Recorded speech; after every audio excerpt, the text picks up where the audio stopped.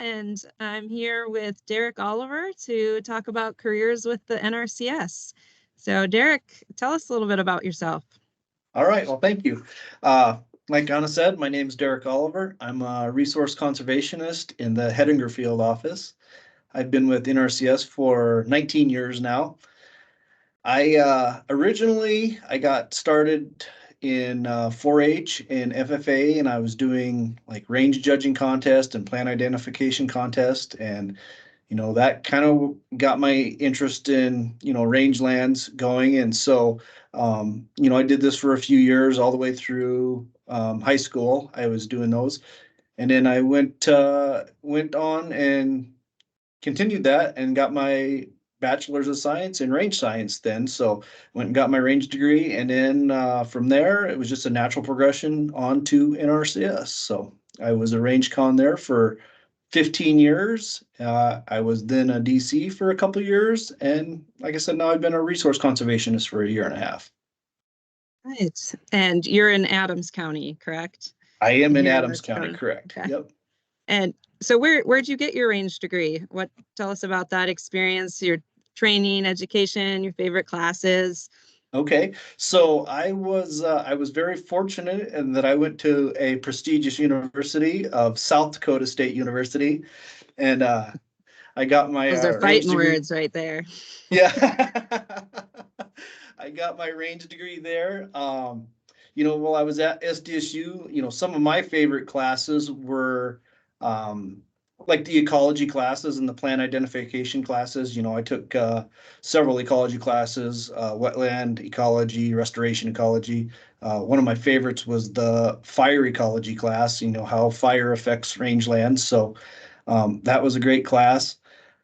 One of the classes that I wish I had paid more attention to while I was there were the soils classes. At the time, I was more interested in what was growing in the soil.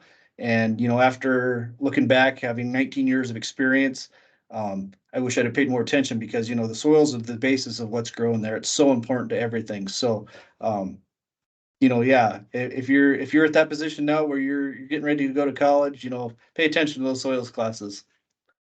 Yeah, I hear that a lot from other NRCS employees or people who work in conservation generally. They didn't realize when they were younger how important soils are to the landscape, plants, animals, the whole ecosystem. So thanks for bringing that up. Uh, Talk to us a little bit about the Envirothon topics of rangeland. So the students here are preparing for the Envirothon competition. So just elaborate a little bit on, generally speaking, what are they? Why are they important?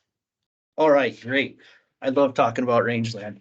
So, rangeland, that it's the number one land use in the lower 48 states. And so if you take the lower 48 states as a whole, rangeland is 1 out of every 3 acres. So 33% of our lower 48 is rangeland.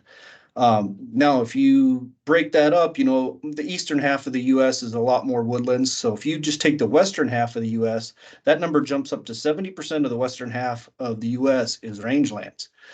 And so, I mean, there's a lot of different types of rangelands. We have, short grass prairies, we have tall grass prairies, we have annual grasslands, short grass prairies.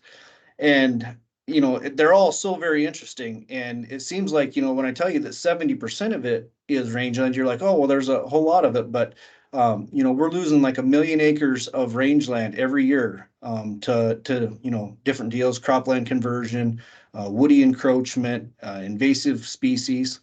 So when you're losing 1 million acres of rangeland a year, it is very concerning. Even though it is such a large ecosystem, we're losing it, and it's one of the least protected ecosystems. So, like I said, the Great Plains grasslands is generally going to be what we're working on in North Dakota here. We do have some tall grass prairie on the eastern side. Um, Tall grass prairie right now, like 99% of it, we've already lost. So. We need to, start preserving our rangelands, managing them in a way that they can be sustained.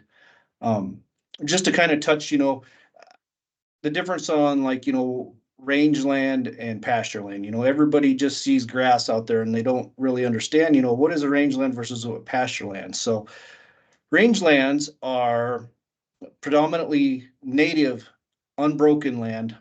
That is an ecosystem, so everything depends. We've had these been around forever. The plants and animals have evolved on these deals. It's not just as simple as, you take that compared to crop. I mean, if you come to a cornfield, all we're concerned about is a corn plant out there. A rangeland is an entire ecosystem. There are plants and animals that are dependent on that ecosystem. And, if you jerk, you pull the yarn on this little part of the ecosystem, it affects another part of the ecosystem. So, they are very complex to manage. And you gotta balance. I mean, there's a balancing act. You gotta take into wildlife considerations. You gotta take in production considerations. So your livestock, your cattle. Um, and then like I said, it's a very complex deal to work into. So Yeah, thanks for bringing up the importance of protecting them. And you touch a little bit on the management of them. So not only trying to protect, but potentially improve and conserve that rangeland. Can you give a couple examples on what the pros and cons of making improvements to rangeland might be? absolutely. So, here's a great example that, I ran across several times in earlier in my career is like one of the things that limits our rangeland being able to be grazed by livestock is available water. And so we would have these pastures, and let's say, we got 3,000 acres of rangeland. Let's say 1,000 of that acres is not grazable simply because there's no water out there. Well, because it's not grazable, it's actually pretty good rangeland. It hasn't ever been overgrazed. Now we go out there and we put water on there. Well, now it is grazable. Now those animals can get there.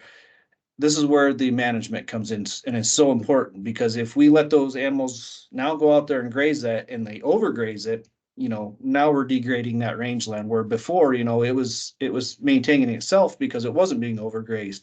So when we make these improvements out there, we got to always ensure that we have the management to go with it, that we are, we're maintaining these rangelands so that they can be productive well into the future. Yeah, that example of if you change one thing, something else is going to change. That interconnectedness I can hear coming out there. Backing up, you said often when you go out on the landscape, some people don't notice what makes it different. You talk a little bit. Can you elaborate on the difference between rangeland and pasture land, and if somebody walked out, how they could tell? Sure, sure. So, like I said, pasture land is generally going to be, um, it's going to be an introduced species, something that's not native, that was never here, not originally here, brought in from somewhere else. And those species are generally planted with production in mind. So, a farmer or rancher wants to increase their production, have more forage for their livestock. The thing you got to remember when you do things like that is like all of our native animals, our native wildlife, they evolved on our native plants. So when we take those native plants away and bring in these introduced deals, it's not what they're accustomed to. It's not always good for them. It kind of ties back into you know, the ecosystem itself is like, the Great Plains were generally, I mean, they evolved under grazing, but it was a different type of grazing. It was generally buffalo. So, they might have get grazed hard for 1 year and then the buffalo would leave, and they would be absent for 3 to 5 years, in which, there was very little grazing there. And so,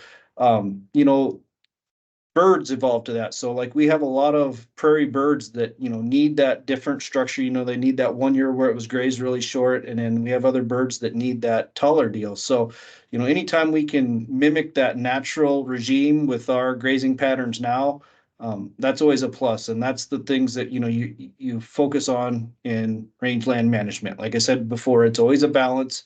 You want to do well for everything. You want to be profitable as a farmer and rancher, so you need production with your cattle. But, all our farmers and ranchers are great land stewards too. They want to have the wildlife out there. They want to have, deer and whatnot for their, kids and grandkids to hunt. Hunting's kind of a way of life in North Dakota. So, they want those hunting opportunities. And then, like I said, it's just as the land as a whole, I think there's a strong ethic in North Dakota.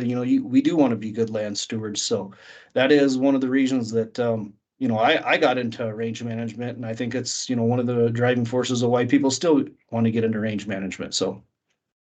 And it sounds like a good plant ID book could be helpful out there. I know my background was in freshwater ecology, and I'm now just coming around to learning my grasses and my prairie plants. So I'm learning that a guide is helpful in that. Well, Absolutely. thanks for talking about range. I know I really appreciate talking to the range people because you always light up when that topic comes up. So if there's a student out here that's interested in that, what advice do you have for them for pursuing a career with NRCS or conservation as a whole? So, if you're interested and you think, NRCS might be a job for you, stop by your local office, visit with them. We have wonderful opportunities. I mean, if it's we can volunteer for a day, you can go job shadow a range person, follow them around for the day, see what they do, see if that's something you're interested. After you've done that day and you decide that is something you're interested in, maybe you want to take it a step farther. We have some wonderful internship programs where you can work for NRCS in the summers and then work part-time during your school year. We try to generally get you in an office located very close to your college in the while you're in school there, and then like I said, that can transition to a full-time career once you graduate. But yeah, like I said, the first thing to do is reach out to your NRCS office. We'd be more than glad to visit with you if that's all you want. But like I said, we can do so much more. So Yeah, thanks, Derek, for pointing all those things. You can volunteer, you can do an internship. You'll hear in another video from an upcoming intern.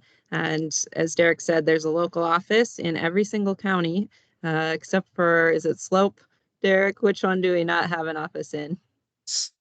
Slope and Billings are the Okay, two offices we so, don't have offices. Yep. but there's not a lot of private land in those counties. So, but all the bordering ones you can. And if you're having a hard time finding that, you can reach out to me, Anna, as well, and I'll include my contact information. So thanks for being with us, Derek, and we hope you have a good rest of your day. Thank you. Appreciate it.